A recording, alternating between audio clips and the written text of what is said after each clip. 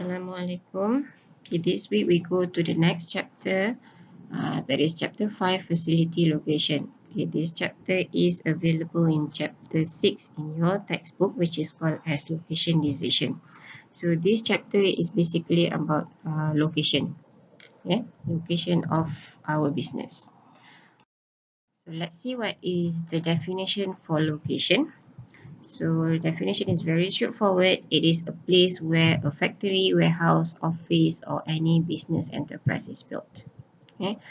Location decision is very important because by choosing the right location or the best location, it will give a good impact to the revenue as well as the profit of the organization. So in order to place the factory, warehouse, or the office of a business, then the company must make the best location decision.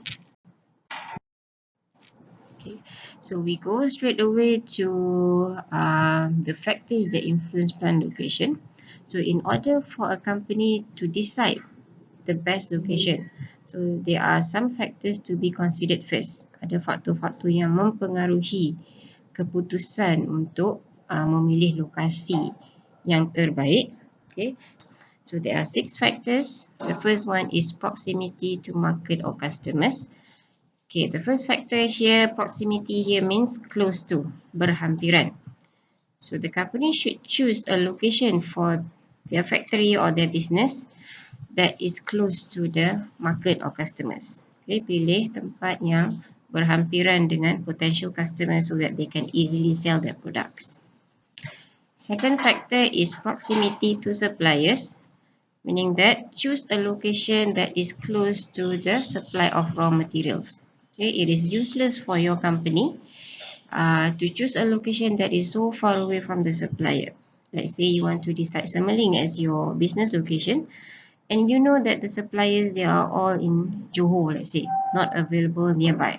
So so Semeling might not be the best location because it is too far from the suppliers or the supply of raw materials. So what is the reason? It is because of it will affect the transportation cost. Okay, so the suppliers who are far away from your location might charge a very high transportation cost. Next factor to be considered before deciding the best location is proximity to competitors, close to competitors. Okay, some of you might think that it is better to be far away from your competitors. It is wrong. Okay, the best location is where you choose a location that is close to your competitors or a location that is surrounded by your competitors. Why? Because of customers prefer to go to a place or a location where they have a lot of choices. Okay, so if you think that by placing your business isolated, you isolate your business, let's say in Semeling, whereby only your company is there, your only company is there, then definitely customers would go to your company. Why? Because of customers do not get to compare the quality and also the prices of the product. Customers prefer to go to a place where there are a lot of shops, there are a lot of businesses, and they can compare the prices and also the quality of the products.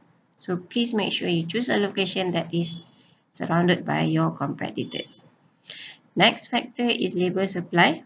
So it is best to choose a location where you have people living around that area so that these people can be your potential workers. Labor means workers. Next is availability of facilities. So choose a location where you have the transportation facilities such as the railways, the main roads, the ports, and so on. And also you have the telecommunication facilities such as internet connection, phone connection, and all. Yeah, and water supply, electricity, and all. Okay, because it is easier for your company to operate. And the last factor is government incentive. Government incentive here means financial assistance given by the government. Some areas are financially assisted by the government. So if your company wants to enjoy the incentives or the financial support given by the government, then your company should choose a location that is financially assisted by the government, whereby this location receive incentives from the government.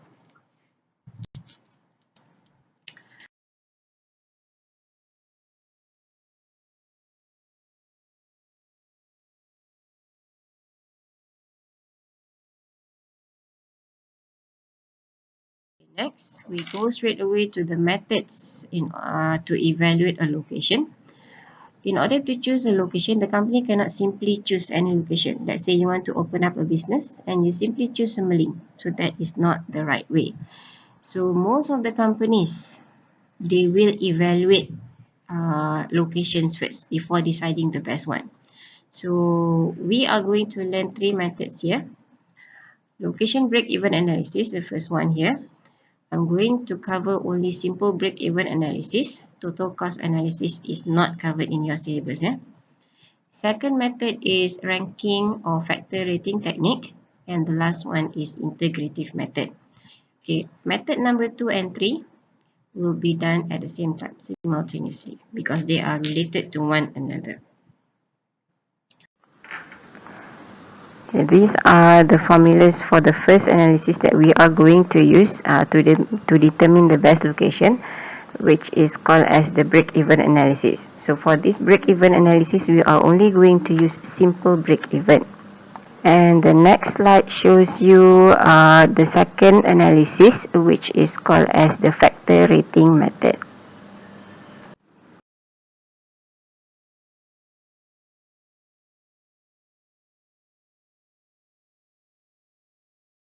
Then we go to, I will brief you on the factor rating method.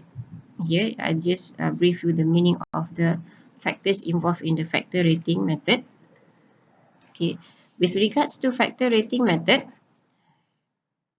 there are two factors to be understood. That's why this method is called as factor rating, because it involves two types of factors, tangible factors and also intangible factors. So what is meant by tangible factors?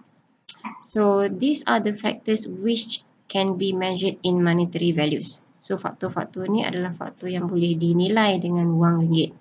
So normally the tangible factors are also called as the cost factors. So when you see the cost given to the factors in the question, so the factors are called as the tangible factors.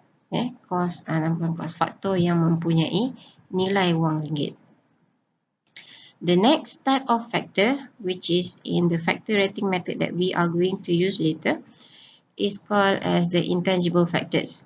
So these are the factors which cannot be measured in monetary values. Faktor-faktor intangible ni adalah faktor yang tidak boleh dinilai dengan wang ringgit. So how are we going to measure the intangible factors? We cannot calculate because there is no monetary value. So to measure intangible factors, we will use ratings. Okay, ratings here, the examples of ratings are in a form of excellent, very good, good, fair, and also poor.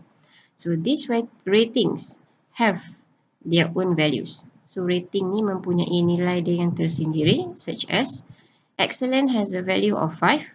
Another name for excellent is outstanding. Very good has a value of 4. Good 3. Fair, which also has another name, satisfactory, with a value of 2. And the last one is poor with a value of 1. So please make sure that you memorize all these values, these ratings and also the values.